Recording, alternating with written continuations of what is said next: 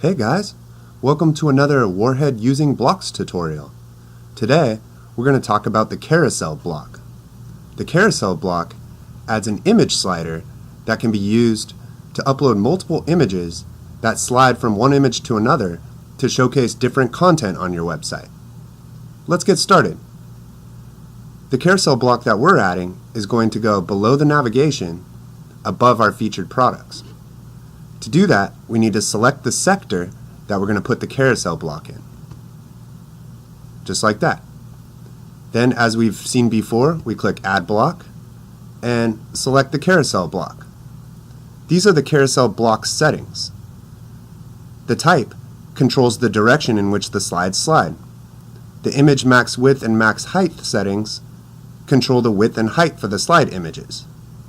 The previous and next button text set the text that displays for the previous button and the next button. And lastly, the auto scroll speed in seconds sets the speed in seconds at which the slides rotate from one slide to another. We also have the slides section where you actually upload or add your slides for the carousel. Let's go ahead and add our slides. We can either choose to upload or select an image that we already have. I'm going to go ahead and select an image. Once you've selected your image, click Save.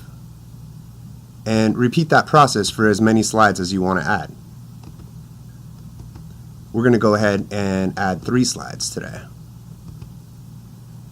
Now, the URL setting can be set to link each slide to individual content pages on your website. It's fairly common on e-commerce sites to link to category pages, kind of like the theme you're seeing here. Now, once your slides are added and your settings are configured, click Add, and our carousel has been added. Now, we obviously need to update the settings in order to have the carousel display the way that we want it to. So I'm going to click the carousel block again and go to the carousel block settings. And we're going to go ahead and leave the scrolling type to horizontal because we want our slides to scroll from left to right horizontally. Now, we want our carousel to span the entire width of the sector that we're in. So we hover over the sector, and we can see the width is 1200 pixels. So that's what we're going to set the width to. Now, for the previous and next buttons, I want to actually use an icon.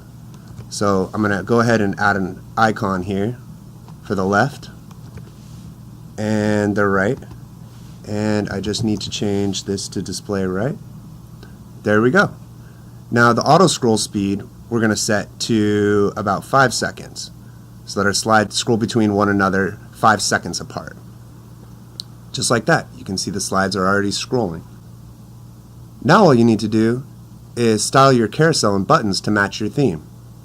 The last thing we're going to do is go back to the block list and make the carousel visible only on this page.